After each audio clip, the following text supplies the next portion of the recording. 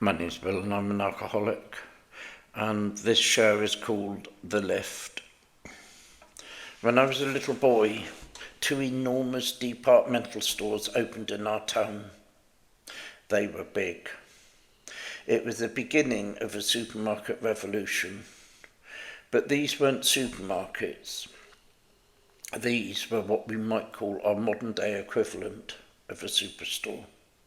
And whilst as a family we didn't buy anything from shops like this, we just didn't have the money, I did go to town, which was probably a 10-15 minute walk over the hill, to see two new things that I'd never seen before: lifts and escalators. These were groundbreaking technological marvels to my young eyes. It was a playground for us children. We played on the escalators going up and down, and we loved it. And the lifts were just as fun. Whizzing up and down from the basement to the top floor, all at the touch of a button. Were there lift attendants then? Not as I remember, but I might be wrong. But either way, this modern way of living was captivating, and it was exciting. In my recovery, we use a little story that involves lifts. The story covers the part in each of our drinking where we eventually got into recovery. We talk about getting off the lift at a certain floor, and the story goes a little bit like this. Where I came into recovery, like many people do, and I still had a wife and a family, a home, a driving licence, a business. I owed a bit of money, but nothing too serious. And in this lift analogy, I got off the lift, obviously before it reached the bottom. Probably, I suppose, about halfway down. If, however, I'd have lost everything and ended up in a bedsit or prison, then I would have been presumed to have taken the lift to nearly the bottom, probably the basement. But had I come into AA at 19, as I was told to do, I would, in hindsight, have considered myself very lucky to be getting off the lift somewhere near the top before I'd caused too much damage and before I'd lost pretty well anything. All I'd lost by then was a few friends and most of my wages. Everyone gets off their own lift at different levels.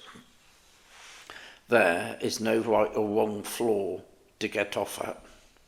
I heard of one chap who went down to his garage one morning, and he was down to his last Rolls Royce, and that day he hit his rock bottom and went into recovery. His lift would be considered nearer the top, I suppose. He would be what we might call in AA a high bottom drunk. Each of us in AA considers ourselves to be lucky to have got off our own personal lift when we did, because the alternative is to never get off that lift at all and to die from active alcoholism. So that's a little story about lifts. But there's an add-on to this story, and it's this. If I were to pick up a drink again, I'd be back on that lift, and unfortunately for an alcoholic, it only goes in one direction, and that's downwards. And once I'm back on the lift, going down, I have no idea when or if I'll get off it again. It may be at the next floor down, maybe it'll be the basement, or maybe, which isn't unusual for an alcoholic of our type, I'll never get off, and that will be the end for me. The alternative to finding out what floor I might get off at if I pick up a drink is to keep on going to my meetings, call my sponsor, ask for help, and trust in God. It seems to have worked well for this past 25 years, so, just for today, There's no reason for me to get back in my own personal lift. Better take the stairs instead, I think. And if that doesn't do anything else, at least it's a lot healthier. Build the shirt, Bristol.